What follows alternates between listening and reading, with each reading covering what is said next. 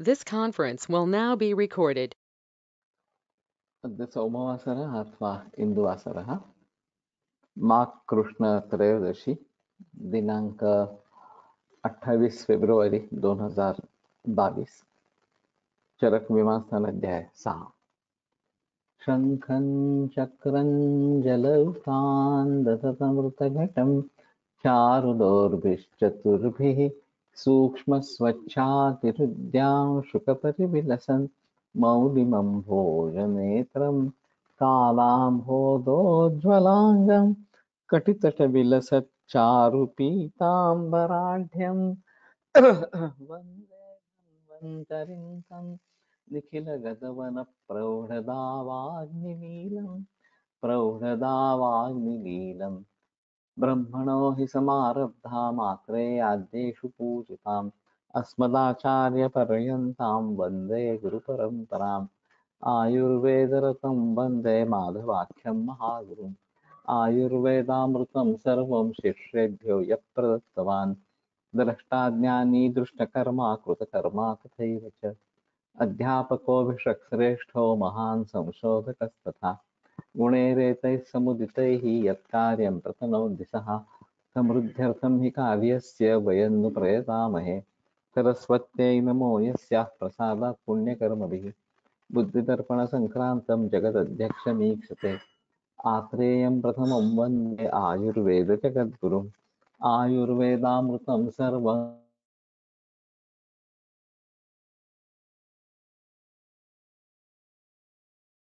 कर्तारम् अग्निवेशं नमाम्यहम्।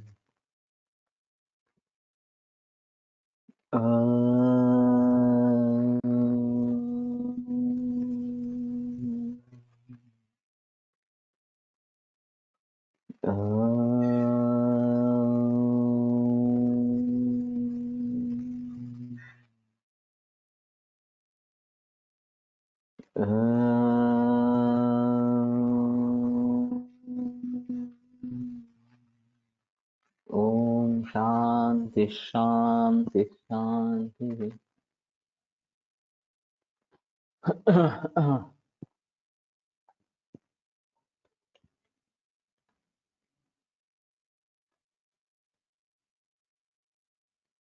अनुबंध्य अनुबंध विशेषकृतस्तु बहुविधो दोषभेदः एवमेष संज्ञा प्रकृतो विशेषां दोषेषु व्याधिषु च नाना प्रकृति विशेषो व्यूहः। मैंने कहा कि एवं कृष्णतरमान नृणां दृश्यन्ते व्याधि संकराः प्रयोग तथा अन्योन्य दर्शन कि प्रयोग शुद्ध न होने के कारण अशुद्ध प्रयोग होने के कारण इस प्रकार के व्याधि संकर निर्माण होते हैं। और खासकर जब एलोपैथी में कोई भी रोग ठीक होता ही नहीं है, केवल सिम्टोमेटिक रिलीफ दिया जाता है, तो उस सिलसिले में ये काफी इस प्रकार की परेशानी बढ़ रही है कि known case of diabetes, known case of hypertension, known case of something, और अभी कैंसर हुआ है, अभी किडनी फेलियर हुआ है वगैरह वगैरह, इस प्रकार से जो बताया जाता है। तो इसका मतलब ये रहता है कि जो पहला डिसीज है, चाहे डायबिटीज हो, हाइपरटेंशन हो, उसकी पूरी तरीके से चिकित्सा हुई ही नहीं है। पर जो बढ़े हुए इन्वेस्टिगेशंस थे वो सो कॉल्ड नॉर्मल इस प्रकार के हो गए हैं। और फिर तन्मूल मूल एवं उपद्रव समझे कहा, तो व्याधि का जो दोष रूप मूल, ये जिसका मूल है, इस प्रकार का दूसरा व्याधि उपद्रव के रूप में उभर आता है। और मूलभूत दोषोपब्रूहित लब्ध फलश्चेत व्याधि उपद्रवं करोति, उसका जो मूल दोष है उसका अगर उपब्रहण हो जाता है तो वो व्याधि उपद्रव निर्माण करता है। एवं कृच्छ्रतमा नृणां दृश्यन्ते व्याधि संकराः कि प्रयोगा परिशुद्धत्व तथा च अन्योन्य दर्शना। तो प्रयोग का शुद्ध न होने के कारण, अशुद्ध चिकित्सा होने के कारण चांद्रन्य संभव दर्शन चांद्रन्य संभव और एक से दूसरा विकार इस प्रकार के निर्माण होता रहता है। तो इन दोनों कारणों से कृच्छ्रतम इस प्रकार के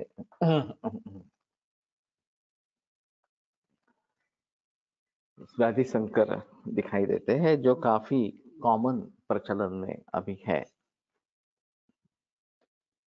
और मूल रूप से सभी रोगों की चिकित्सा होना जरूरी है। ये नहीं हो रहा और इसीलिए इस प्रकार से व्याधि संकर निर्माण होते हैं। अग्निषु च शारीरेषु चतुर्विधो विशेषो बलभेदेन भवति। शारीर जो अग्नि है उसका 4 प्रकार का भेद विशेष बलभेदेन भवति, बल के अनुसार होता है। तो ये एक अहम मुद्दा इस प्रकार का है।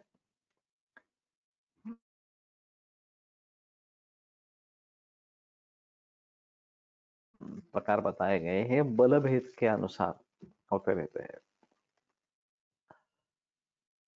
और ये निर्माण होते हैं, ठीक भी हो सकते हैं, ऐसी बात है।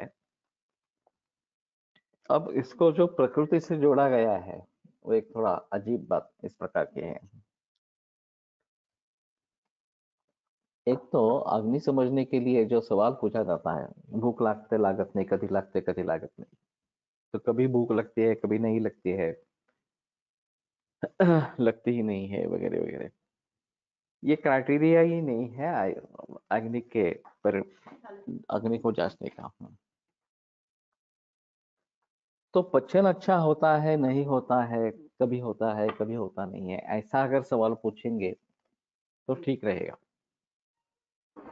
लेकिन इसमें उपप्रश्न भी होंगे कि उद्गार शुद्धि उत्साह वेगोत्सर्ग यथोचित, ये जो बात बताई गई है, ये सभी अगर है तो मान लेते हैं कि पचन अच्छा है। ये नहीं है तो पचन अच्छा नहीं है, और कभी अच्छा होता है कभी अच्छा नहीं होता है, ये बात हो सकती है। लेकिन इसमें तो काफी झमेला हो जाता है, क्योंकि बहुत सारे प्रश्न के बारे में सोचना पड़ेगा। तो ये सिंपल है, भूख लगती है नहीं लगती है, तो उसी के आधार पर अग्नि के बारे में कहा जाता है, जो सरासरी गलत है। और इससे दोष जुड़े हैं। एक तो ये बदभेद से ही है, और उससे जुड़े दोष है। तो अगर सम दोष है तो अग्नि सम रहेगा।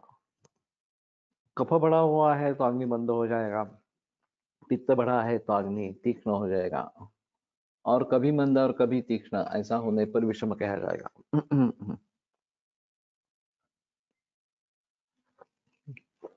तो अगर बल ज्यादा है तो तीक्ष्ण होगा, बल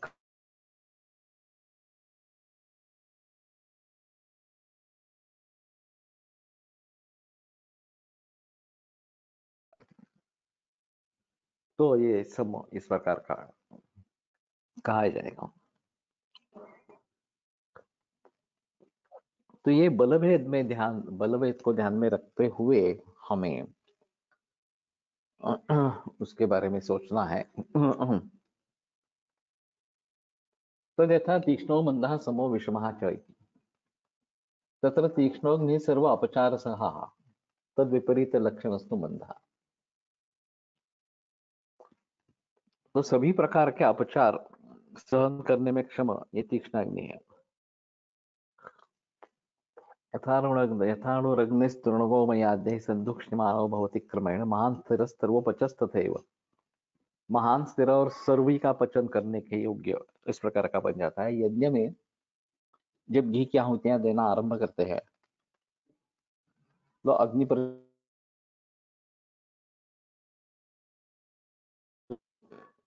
और फिर उसमें आप कुछ भी डालें,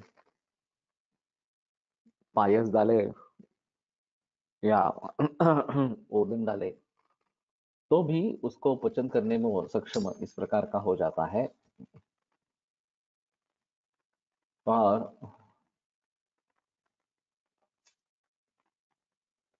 अपचार, हाँ हाँ, अपचार यानी कि जो सही नहीं रास्ता, उस रास्ते का अवलंब करना, कि अग्नि सम है फिर भी ज्यादा खा लेना, जो आहार विधि बताया है उपयोग अष्टवानी उपयोग संस्था, उसका पालन नहीं करना, या जो अन्न है वो अधकच्चा वगैरह इस प्रकार का कुछ होगा, वो संपन्न नहीं है, इस प्रकार का होना। तो किसी भी तरीके से जो सही है, जिस प्रकार से करना है, वो अगर नहीं करेंगे तो उसको अपचार इस प्रकार का कहेंगे। और फिर भी हाँ, अग्नि तीक्ष्ण है, तो ये सभी अपचारों को सहन करते हुए वह अन्न का पचन कर देगा। एक भोजनांते विषम वारी करके एक संस्कृत सुभाषित है, मालूम नहीं कहाँ से निकला है। तो कोई एक वैद्य और एक किसान ऐसे जा रहे थे दोपहर में, दोनों ने खाना खाया, और खाना खाने के बाद उस किसान ने एक लोटा भर पानी पी लिया। तो वैद्य को अचानक ये श्लोक याद आया, भोजनांते विषम वारी। तो बोले कि तुमने क्या किया? तो बोला क्या हुआ, तुमने पानी पिया अभी? तो बोले हाँ, वो तो मैं हर रोज करता हूँ। अरे भोजनांते विषम वारी, अगर भोजन के अंत में पानी पीते हैं तो विष जैसा काम करता है। तो किसान भी उलझन में आ गया। फिर उसने तरकीब निकाली, बोला ठीक है, मैं फिर से 2 रोटी खा लूं क्या? तो इतने ने कहा ठीक है, चलेगा। तो ये पानी बीच में चला जाएगा, अब अंत में नहीं होगा। फिर उसने 2 रोटियां और खा ली। हाँ, और सभी को पचा लिया। तो अग्नि के बल के बारे में जो चिंता है, ये अल्प बल, अल्प, ये कृश वगैरह इस प्रकार के अग्नि मंद है, उनके लिए ये ज्यादा तकलीफ वाली बात है। महोदर खराहार वगैरह इस प्रकार के भी लोग होते हैं। और फिर भी उन्हें कोई इस प्रकार का भय नहीं रहता, अरे इतना खा लिया वगैरह वगैरह, ऐसा ऐसा कुछ नहीं होता। तो उनमें वचन करने की क्षमता होती है। फिर भी भीम को वृकोदर इस प्रकार की संज्ञा है, उसका पेट बड़ा नहीं था लेकिन खाने की शक्ति, अभ्यवरण शक्ति बहुत ज्यादा थी। इसलिए बकासुर के वध के समय उसने पूरा वो गाड़ा भर अन्न जो है वो पूरा खा लिया था। अब पेट कितना है, गाढ़ा भर अन्न, ये कितनी बात होगी इस प्रकार से। तो जाएगा कैसे? तो अग्नि अगर तीक्ष्ण है तो वो उसको पचा लेता है, तुरंत एनर्जी में कन्वर्ट कर देता है, और एनर्जी को वजन नहीं है, तो ये वजन नहीं बढ़ता इस प्रकार से खाने से।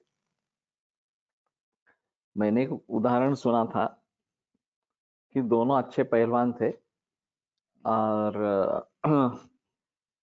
खाना भी बहुत अच्छा खाते थे। तो उनमें फिर ये कौन ज्यादा खा सकता है, इसके बारे में बहस हुई। दोनों भोजन करके आए थे, दोनों खाना खाने के लिए बैठे, और 4-4 रोटी, ज्वार की रोटी बड़ी वाली इस प्रकार से पहले दे दी गई दोनों को। दोनों ने खत्म की, फिर और 4, फिर और 4। तो 12 रोटियां खाने के बाद एक ने बोला कि बस अभी नहीं, मुझे जाएगा, मैं मान्य कर लेता हूँ कि मैं हार गया इस प्रकार से। तो दूसरे ने कहा ठीक है, एक आधी रोटी ले लेते हैं और मामला खत्म करते हैं। मुझे लगा कि अब इनको तो कुछ ना कुछ परेशानी होगी। लेकिन सिर्फ शाम का खाना उन्होंने नहीं खाया, दूसरे दिन फिर से भूख अच्छी थी, कुछ भी तकलीफ दोनों को भी नहीं हुई।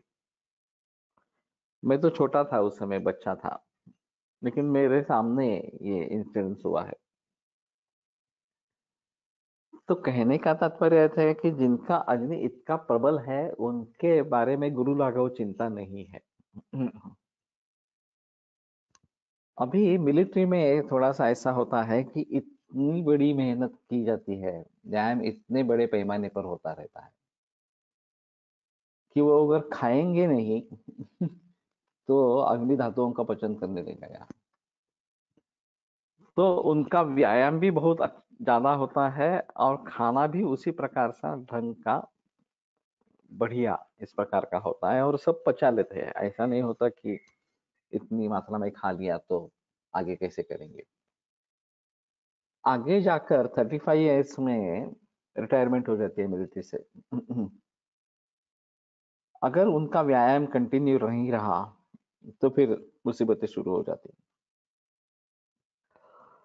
और उतना ही खाता खाते रहेंगे। व्यायाम कम हो गया लेकिन खाना उतना ही चलता रहेगा, तो ये दिक्कत वाली बात उनके लिए हो सकती है। लेकिन जब तक उतना व्यायाम कर रहे हैं तब तक कोई तकलीफ नहीं होती खाने की वजह से इस प्रकार।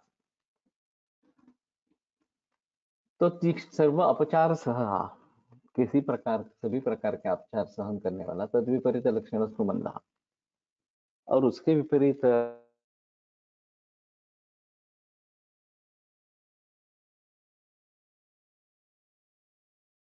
तो उसका मामला बिगड़ जाएगा।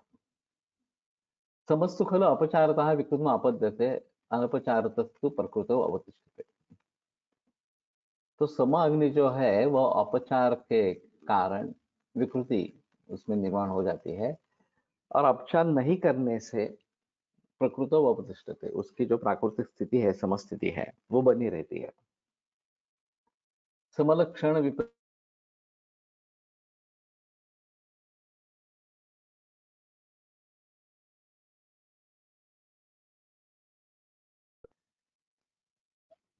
अभी मेरे ख्याल में जो ऑब्जेक्टिव पैरामीटर्स आयुर्वेद में डेवलप होने चाहिए उसमें एक अग्नि का अहम रोल है, क्योंकि काय चिकित्सा तो पूरे अग्नि पर ही निर्भर है। और अग्नि का मापन कैसे किया जाए, तो मैं समझता हूं कि 10 से 100 तक एक स्केल बनाया जाए। 10 को अति मंदाग्नि और 100 को अति तीक्ष्णाग्नि, इस प्रकार से कहेंगे क्योंकि ये बलभेद से ही है। और मंदाग्नि की सीमा अगर 30 तक है और तीक्ष्णाग्नि की शुरुआत 60 या 70 से आगे हो जाती है, तो ये 30 से 60 और 70 तक सम अग्नि इस प्रकार का होगा। उसमें भी थोड़ा नीचे की तरफ थोड़ा ऊपर की तरफ ये बात हो सकती है। अब इसमें वेरिएबल्स काफी है। तो कौन आदमी है, कितनी मात्रा में खा रहा है, वो अन्न गुरु है लघु है, भूख लगी है नहीं लगी है, अग्नि समय है उस समय में, ऋतु कौन सा है, वगैरह वगैरह, इन सभी बातों पर उसका परिणाम कैसे निकल आने वाला है, पचन होने वाला है नहीं हो, बातें सब निर्भर है। इसलिए कुछ स्टैंडर्डाइज अगर हम कर पाएंगे इसके बारे में, जैसे कि हमने वो फर्स्ट ईयर के छात्रों के लिए किया था कि खिचड़ी तकरा और पानी, इतने ही 3 पदार्थ मिलेंगे। जो भी लिया जाएगा उसका मापन किया जाएगा कि खिचड़ी इतनी ली है, तकरा इतना लिया है, पानी इतना पिया है, वगैरह वगैरह। और फिर कितने घंटों में उसका पचन हो गया, उद्गार शुद्धि उत्साह उत्सर्ग यथोचिता के बारे में, या जो भावी साठे सर ने कहा था कि वेइंग करना, उसका वेट देखते रहना एक एक घंटे के बाद, और वेट कब पहले जैसा हो जाता है ये देखना इस प्रकार से। तो इन मुद्दों पर अगर हम करेंगे तो शायद ये स्केल कुछ निश्चित कर पाएंगे। अभी ये हमारे लिए वास्तव में जरूरी है कि एक ऑब्जेक्टिव स्केल इसके बारे में बनाए। अग्नि के बारे में। और उसमें कितना वेरिएशन ठीक है, समाग्नि है तो 50 से 60 के बीच में अगर है तो ठीक है, कुछ ज्यादा वेरिएशन इस प्रकार का नहीं है। अगर 40-35 तक आने लगा तो समझ लेना है कि कुछ बिगड़ रहा है, आगे बढ़ रहा है तो बिगड़ रहा है, इस प्रकार से समझना। तो ये बात ध्यान में रखनी है कि बल भेद से ये होते हैं, और ऑब्जेक्टिव पैरामीटर्स अगर हम निर्माण करेंगे इसके बारे में, तो आयुर्वेद के लिए ये एक अहम मुद्दा इस प्रकार का रहेगा। अब रोग भी हमारे पास कभी किसी अवस्था में आ सकता है, तो इतनी खिचड़ी वगैरह भी लेने का उसका साहस हो नहीं हो, ये एक अहम मुद्दा रहेगा।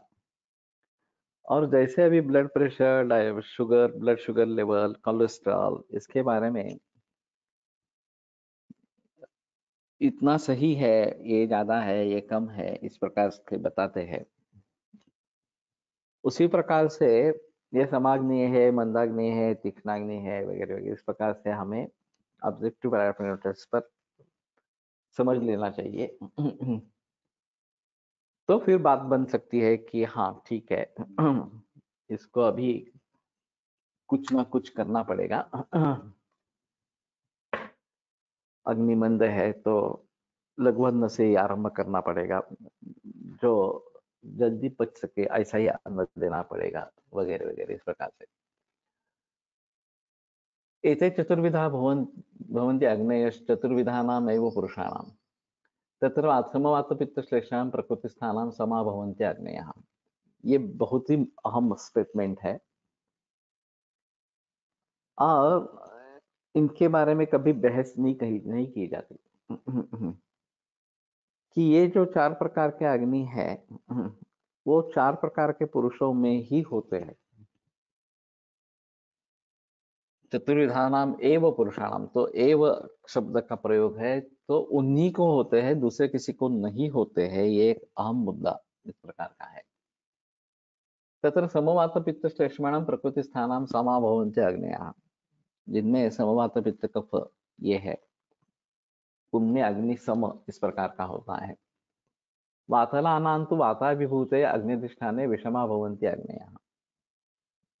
जो वातल है, जिनमें कॉन्स्टिट्यूशन में वात का प्राधान्य है,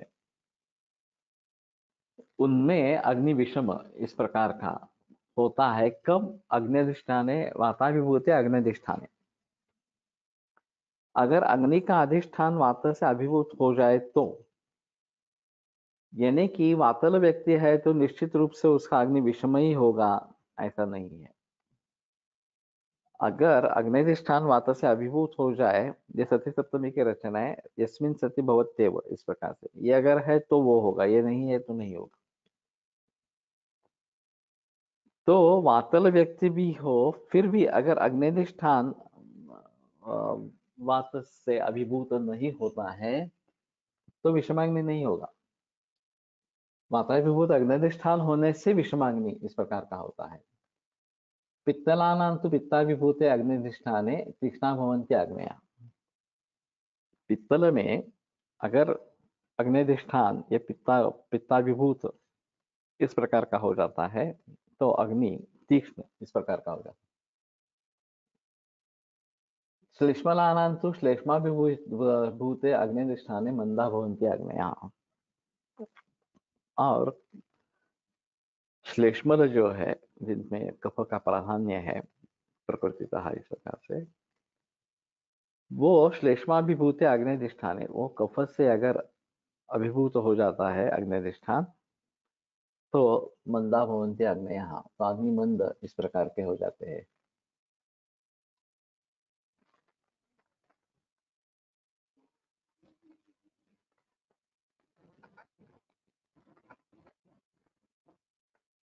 तत्र केचिदाहुः न समवातपित्तश्लेष्माणो जन्तवः सन्ति विषमाहारोपयोगित्वान् मनुष्याणाम्। तब ये चरकाचार्य से उस जमाने से ये सिलसिला चल रहा है प्रकृति के बारे में। तो कोई लोग ऐसा बोलते हैं, कई वैद्य ऐसे बोलते हैं, न समवात पित्त श्लेष्माणो भवन्ति जंतवः जंतवः सन्ति, कि समवात पित्त कफ इस प्रकार के प्राणी मात्र होते ही नहीं है। विषमाहारोपयोगित्वान् मनुष्याणाम, क्योंकि विषम आहार का उपयोग मनुष्यों के द्वारा किया जाता है।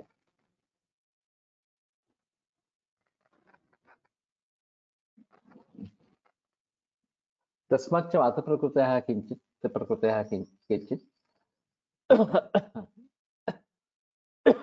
केचित् पित्त प्रकृतयः केचित् पुनः श्लेष्म प्रकृतयो भवन्ति। और इसलिए कुछ लोग वात प्रकृति, कुछ लोग पित्त प्रकृति और कुछ लोग कफ प्रकृति इस प्रकार के होते हैं।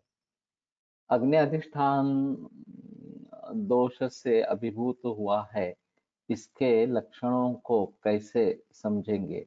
फिर अग्नि से ही या अधिष्ठान के अलग लक्षण होंगे? हाँ, ये तो पता चलेगा लक्षणों से। मंद, तीक्ष्ण, विषम, अग्नि जो बताए गए हैं, उनके जो लक्षण वाग्भट में दिए हैं राजस्थान में, उन लक्षणों का आधार पर अग्नि मंद, तीक्ष्ण, विषम हो गया है।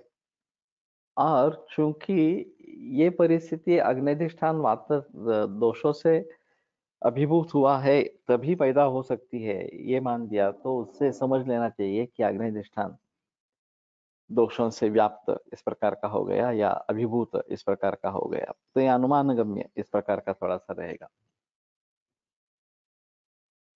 अब ये एक संप्राप्ति के बीच में एक घटना है कि अग्निधिष्ठान दोषों से अभिभूत होना। तो कभी कभी उसमें लक्षण दिखाई देते हैं, ऐसा है। लेकिन सभी संप्राप्तियों के बारे में ऐसा नहीं बताया जा सकता कि जो लक्षण दिख रहे हैं वो उस प्रकार के संप्राप्ति के जरिए इस प्रकार के हो रहे हैं। जनरली कार्य से ही अनुमान के बारे में पता लगता है। कैंसर में भी ओरिजिनल यहाँ पे है, पेट स्कैन हुआ और फिर पता चला कि लंग में मेटास्टेसिस हो गया है, ब्रेन में मेटास्टेसिस हो गया है, इस प्रकार से। त्या त्या दोषांची सार्वदैहिक दिसणाऱ्या लक्षणावरून ही समजता येईल, तसेच हेतू सेवनावरूनही कळेल।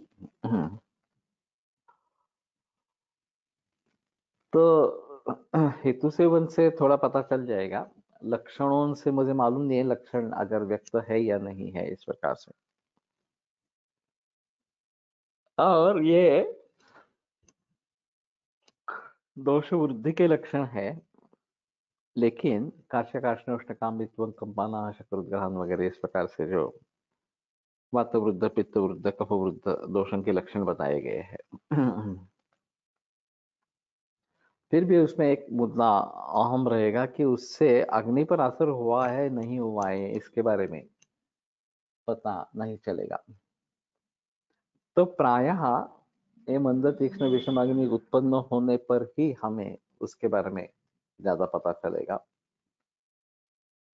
संप्राप्ति अगर उस तरफ जा रही है तो थोड़ा सा पता लग सकता है कि अग्नि मंद हो रहा है, भूख पहले जैसी नहीं लग रही, वगैरह वगैरह। तो अग्निमांद्य ही रोग है या फिर अग्निमांद्य के जरिए आम और फिर आगे चलकर ग्रहणी वगैरह इस प्रकार के रोग निर्माण हो गए हैं, ये सभी देखना इस प्रकार का पड़ेगा।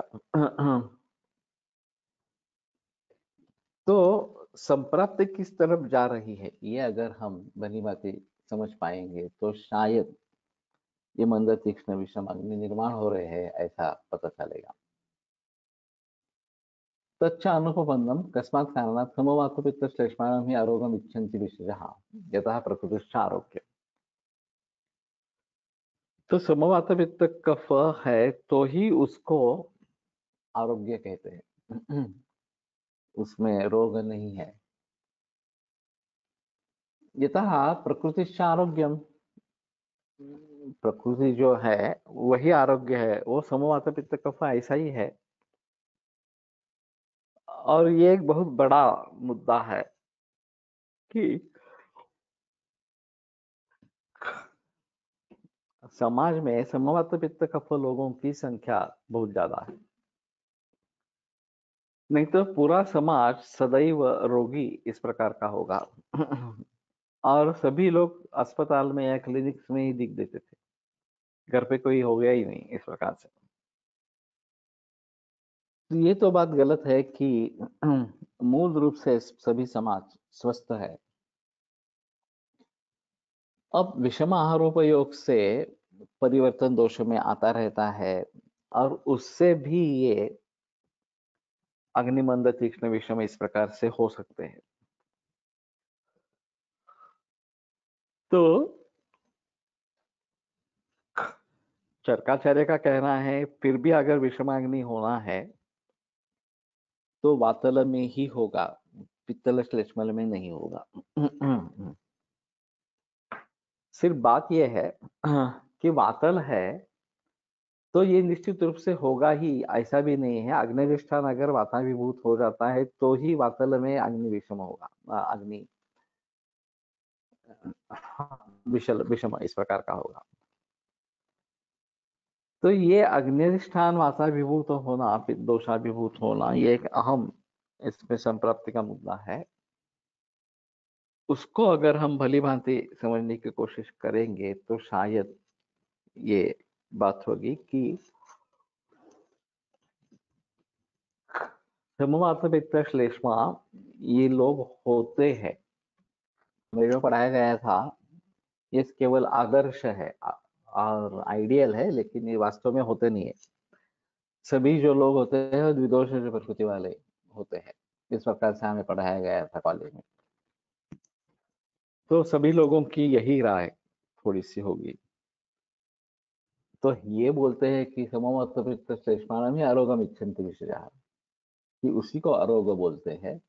यथा प्रकृति आरोग्यम, क्योंकि प्रकृति यानी कि आरोग्य इस प्रकार से। आरोग्य अर्थात भेषज प्रवृत्ति सच इष्ट रूपा, और आरोग्य के लिए ही तो भेषज की प्रवृत्ति की जाती है, भेषज दिया जाता है। और साच इष्ट रूपा, तो जो योग्य इस प्रकार का है, इष्ट जो चाहिए हमें उस प्रकार की होती है भेषज प्रवृत्ति। तस्मात् सन्ति समवातश्लेष्माणाः न खलु सन्ति वातप्रकृतयः पित्तप्रकृतयः श्लेष्मप्रकृतयः वा।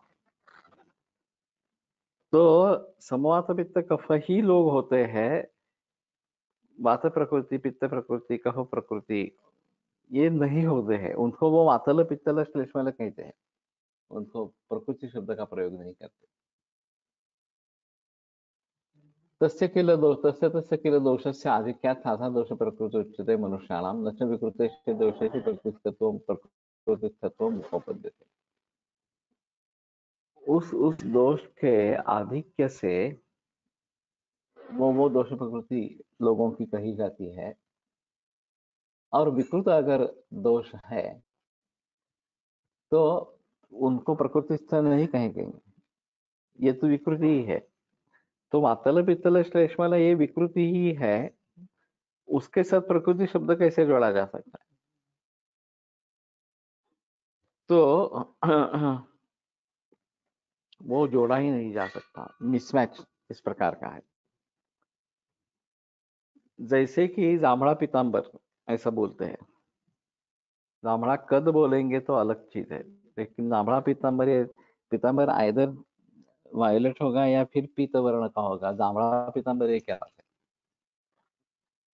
तो पीताम्बर का मतलब यहाँ सोवड़ या कद इस प्रकार का है, और फिर वो वायलिन कलर का हो सकता है इस प्रकार से। तो वातल ये प्रकृति है ही नहीं, ये तो विकृति ही है। इसलिए वात प्रकृति ये शब्द ही गलत है। एक विकृति को लेकर आप प्रकृति की बात कर रहे हैं, तो ये गलत है। तो ये एक अहम मुद्दा मेरे लिए है कि जहां पे समवात पित्त कफ होते हैं, और वात प्रकृति, पित्त प्रकृति, कफ प्रकृति के लोग नहीं होते हैं। ये जो अहम मुद्दा यहाँ पे उस पे ऊपर जोर दिया है, उसको ध्यान में रखते हुए ये संज्ञा ही गलत है। वात प्रकृति, पित्त प्रकृति, कफ प्रकृति। आप चाहे तो वातल पित्तल श्लेष्मल इस प्रकार से कहो। संतति कुल वातला पित्तला श्लेष्मलाश्च प्रकृतिस्थास्तु ते ज्ञेयाः। और ये प्रकृतिस्थ नहीं है, अप्रकृतिस्थ है। अब आगे जाकर चरकाचार्य बताते हैं, तेषां तु खलु चतुर्विधानां पुरुषाणां चत्वारि अनुप्रणिधानानि श्रेयस्कराणि भवन्ति। कि 4 प्रकार के पुरुषों के लिए 4 प्रकार के अनुप्रणिधान की जो भी चीजें उनको करनी है, ये श्रेयस्कर होते हैं। तत्र समसर्वधातूनां सर्वाकार समम् अधिकदोषाणां तु त्रयाणां यथासमं दोषाधिक्यम् अभिसमीक्ष्य दोषप्रतिकूलयोगीनि त्रीणि अनुप्रणिधानानि श्रेयस्कराणि भवन्ति यावदग्नेः समीभावात्। समेत तु सममेव कार्यम् एवं चेष्टा विशेष प्रयोगाश्चापरे तान् विस्तरेण अन्व्याख्यास्यामः। तो सम सर्व धातु, सम सर्व दोष, इस प्रकार के जो लोग हैं उनको सर्वाकार समम, सभी दोषों के अनुसार जो साम्य निर्माण करने वाली, साम्य रखने वाली जो चीजें है वो देनी है। अधिक दोषाणां तु त्रयाणां यथासमं दोषाधिक्यम् अभिसमीक्ष्य दोष प्रतिकूल योगीनि त्रीणि अनुप्रणिधानानि श्रेयस्कराणि भवन्ति। दोषाधिक्य अगर मालूम पड़ता है तो दोष प्रतिकूल योगी इस प्रकार के 3 अनुप्रणिधान ही श्रेयस्कर होते हैं। यावद अग्नि है समीभावात, जब तक अग्नि सम निर्माण नहीं हो जाता। समय तो समय में वह कार्य, एक बार समय सम हो गया तो सम ही उसको रखना है। एवं चेष्टा विशेष प्रयोगाष्टा पड़े, और इसी प्रकार हमारे जो विहार है वो और विशेष प्रयोग जो अन्य है उनका प्रयोग करें। तन विस्तरेण व्याख्यास्यामः, तो उन सभी को विस्तर से बताते हैं। तो कहने का तात्पर्य आपसे ये है कि अग्नि के समभाव होने तक चिकित्सा करनी है, और फिर समसर्वरसात्म्य इस प्रकार का जो है वो देना है, ताकि स्वास्थ्य बना रहे। तो सुश्रुत ने जो लिखा है कि प्रकोपम अन्यथा भाव इस प्रकार का प्रकृति में नहीं होता है, तो जायते तु गतायुषी, अगर आपका जीवन खत्म होने वाला है तो ये इस प्रकार का प्रकोप अन्यथा भाव प्रकृति में हो जाता है। अब यहाँ पे ये विकृत दोष समावस्था में आ जाते हैं, ऐसा चरकाचार्य का कहना है। तो सुश्रुत के कहने में और चरक के कहने में काफी अंतर इस प्रकार का है। सुश्रुत ने सिर्फ वो शुक्र शोणित संयोग, इससे प्राप्त होने वाली प्रकृति के बारे में सोचा है, और चरकाचार्य मातुर हार विहार प्रकृति, कालगर्भाशय प्रकृति वगैरह की बात भी करते हैं। तो तात्पर्य से ये है कि हमें दोनों ही ठीक तरीके से देखने हैं।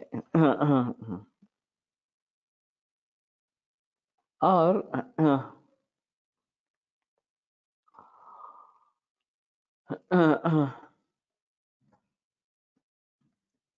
केवल शुक्र शोणित संयोग से उत्पन्न होने वाली प्रकृति और बाकी भावों से उसमें आने वाले परिवर्तन, ये एक अहम मुद्दा रहेगा। फिलहाल जो क्वेश्चनर लिखते हैं और प्रकृति का देखने का प्रयास करते हैं, प्रकृति समझने की कोशिश करते हैं, उसमें एक बड़ी मुसीबत ऐसी है कि अगर प्रकृति बदलती नहीं है, गतायते तो गतायुषी, केवल आयुष्य खत्म जब होने लगता है उसी समय में प्रकृति बदलती है। तो ऐसा कितने लोगों में दिखाई देता है। और ये अग्नि विषम हो गया था, वो अभी सम हो गया, मंद था वो सम हो गया, इस प्रकार की बातें तो दिखती है। तो इसका प्रकृति से संबंध नहीं है। मुख्य मुद्दा जो है, वातल पित्तल श्लेष्मल लोग भी समाज में होते हैं, बहुत कम मात्रा में होते हैं। पूरा समाज वैसे समदोष इस प्रकार का ही होता है। लेकिन जो वातल पित्तल इस प्रकार के रोगी हो, उनको अलगता से ट्रीट करना पड़ेगा। उनके बारे में परहेज वगैरह जो है वो अलगता से रखना पड़ेगा। तो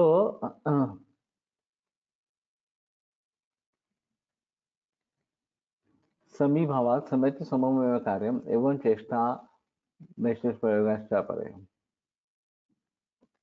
और फिर उसके लिए जो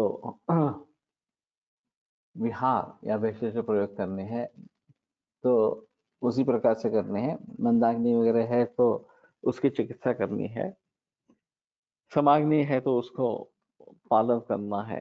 तो ऐसा करने से ये जो मंद तीक्ष्ण विषम अग्नि है वो समाग्नि हो जाएंगे, और फिर उनका पालन आगे करना है। तो कहने का तात्पर्य आता है कि वातल में अग्निधिष्ठान वाताभिभूत होने पर विषमाग्नि होने की संभावना है, लेकिन वातल में ही होंगे ऐसा चरकाचार्य का कहना है। तो मेरे ख्याल में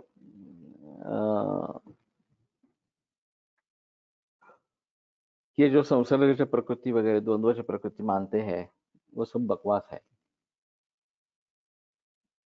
और इसमें से हमें बाहर निकलना है और सच्चे ढंग से प्रकृति क्या है ये देखने का प्रयास करना है, या विकृति क्या है। इनके हिसाब से तो विकृति है, वातल पित्तल श्लेष्मल ऐसी कुछ स्थिति है क्या, और फिर उसमें दोन दोष इकट्ठा है क्या, ये भी देखना पड़ेगा। और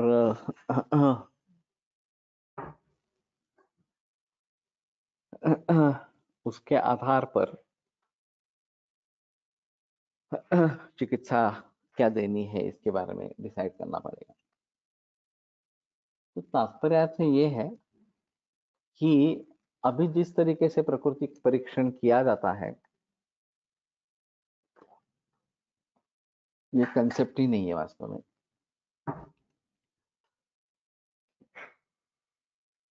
और उसको प्रकृति कहना ये भी मूर्खता है। ज्यादा से ज्यादा हम वातल पित्तल वगैरह कह सकेंगे, और majority of the society is some प्रकृति ओनली। नहीं तो स्वस्थ वृत्त का कोई संबंध ही नहीं रहेगा। स्वस्थ वृत्त किसके व्यक्ति के लिए बनाया है, बताया है? वो जो स्वस्थ है उनके हिसाब से बताया गया है। और उसका परिभांति स्वस्थ वृत्त का पालन करेंगे तो रोग नहीं होंगे। ये बात जाहिर इस प्रकार की है। तो majority of the global class is समवात पित्त कफ, सम प्रकृति, और उन्हीं के लिए स्वस्थ वृत्त बताया गया है, क्योंकि सम प्रकृति है। अब वर्षा ऋतु में अग्निमंद हो जाएगा तो ये बिगड़ जाएगा, इसलिए उष्मणस्तेजनम चेयत वगैरह वगैरह जो बातें बताई गई है, वैसे साधारण सर्वम उष्मणस्तेजनम चेयत, साधारण इस प्रकार के पदार्थों का प्रयोग करना है।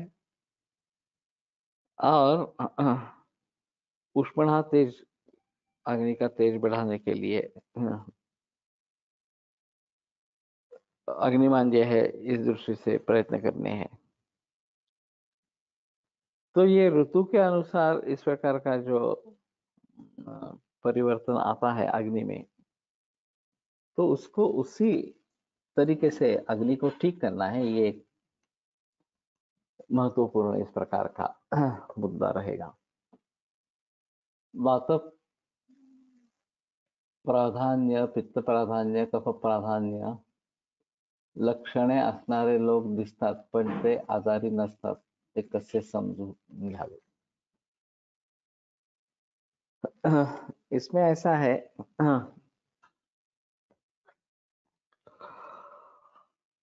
कि ये प्राधान्य उतना नहीं रहता कि जो रोग के द्वारा व्यक्त इस प्रकार का हो जाएगा। इसलिए लक्षण कुछ दिखेंगे इस प्रकार के नहीं है, लेकिन जब बीमारी आती है तो पता चलता है कि अरे इसमें काफी लक्षण आ गए और ये उसी दोष के, जो हमने पहले देखा था, उसी दोष के सहारे निर्माण हो रहे हैं। तो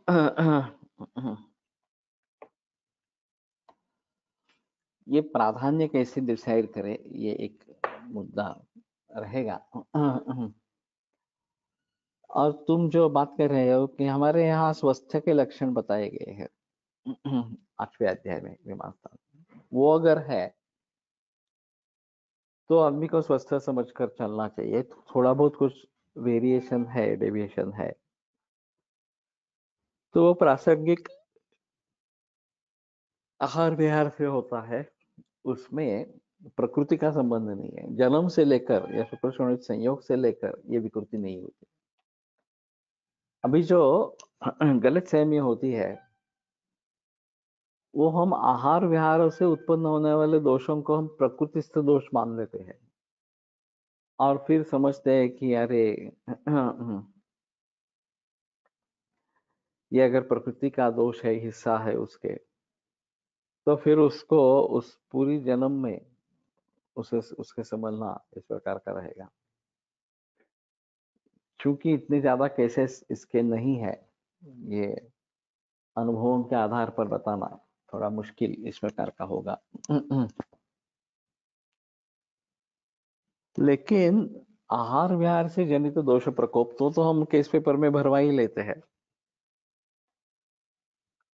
और फिर उसकी भली भांति ट्रीटमेंट करेंगे, कारणों को टालेंगे और संक्षिप्त क्रिया योग निदान परिवर्तन के हिसाब से और योग्य चिकित्सा करेंगे तो ये सभी रोग ठीक हो जाएंगे। जो भी थोड़ा फार डेविएशन है वो भी मिट जाएगा और सम प्रकृति फिर से वो आदमी दिखने लगेगा। तो एक मुद्दा ऐसा है कि इसमें परिवर्तन लाया जा सकता है, उसको फिर से प्राकृत स्थिति में लाया जा सकता है और ये हमारे लिए एक अहम मुद्दा इस प्रकार का रहेगा कि हाँ, हम उसमें परिवर्तन कर सकते हैं।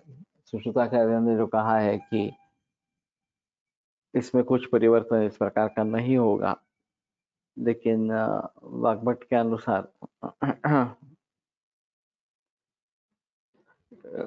यक्षरक के अनुसार इसमें परिवर्तन हो सकता है। ये बात ध्यान में इस प्रकार से रखनी है। साफ विस्तरण और व्याख्या से उनको विस्तार से बताते हैं। या फिर से ये अनातुरत्व सदातुरत्व का मुद्दा उपस्थित किया है। त्रयस्तु पुरुषा भवन्ति आतुराः, 3 प्रकार के लोग जो है वो आतुर रहते हैं। तो अनातुराः सत्व तंत्रांतरयाम विषयाम, और दूसरे तंत्र वाले जो वैद्य है उनके हिसाब से ये अनातुर नहीं है, आतुर ही है। तो आतुर और अनातुर की सीमा रेखा बहुत अस्पष्ट है और इसलिए कौन आतुर है कौन आतुर नहीं है ये बताना काफी मुश्किल इस प्रकार का हो जाता है। वैसे छोटी मोटी बातें तो होती रहती है, कॉन्स्टिपेशन है, हाइपर एसिडिटी है, एनर्जी कम है वगैरह वगैरह, ये काफी लोगों में दिखाई देते हैं। लाइफस्टाइल से जुड़े इस प्रकार की बीमारियां हैं और उनको भली भांति अगर ट्रीट करेंगे तो ये फिर चला जाएगा, फिर से दोष वैषम्य नहीं रहेगा। और दोषो साम्य को फिर आगे मेंटेन इस प्रकार से करना है, तो वो बेहतर इस प्रकार का चॉइस होगा। तो ये लोगों के हिसाब से त्रयस्तु पुरुषा भवन्ति आतुराः, ये आतुर होते हैं जिनमें वातरत्व पित्तलत्व श्लेष्मलत्व है, वो आतुर होते हैं, रोगी होते हैं इस प्रकार से। तथा वातलः पित्तलः श्लेष्मलः च इति। तो अन्य भिषक जो है तदंतरेण भिषणाम, ये उन्होंने बताया है। ये कौन से अन्य ग्रंथ है इसके बारे में यहाँ पे बहस नहीं की है, लेकिन इसमें मेन बहस तो सुश्रुताचार्य की है कि अग्नि को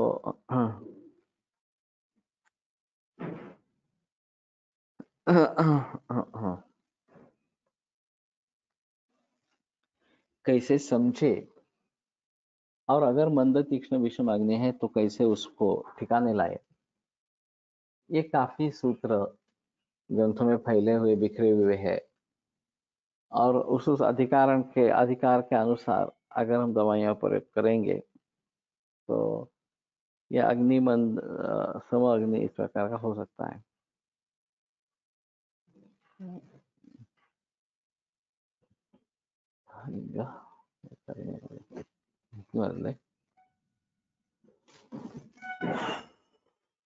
ठीक है, आज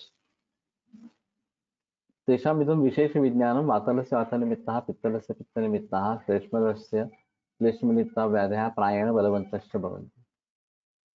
तो वातल में वातन निमित्त, पित्तल में पित्त निमित्त और श्लेष्मल में श्लेष्म निमित्त व्याधि ये प्रायः होते हैं और बलवान भी होते हैं। तो ये बड़ा मुद्दा है, कल उसको आगे लेकर बढ़ेंगे। आयुर्वेद प्रकांडो निगदित इह हि शल्यतंत्र प्रधानः शिष्येभ्यः शाश्वतोऽयं निखिलजनकृपा व्याप्तचित्तेन येन आयुर्वेदस्य वाञ्छन् पुनरपि भुवने तांश सुष्ठु प्रतिष्ठां श्रेष्ठं धन्वन्तरिं तं प्रणमति च सदा वैद्यवर्गो हि नूनम् वैद्यवर्गो हि नूनम्।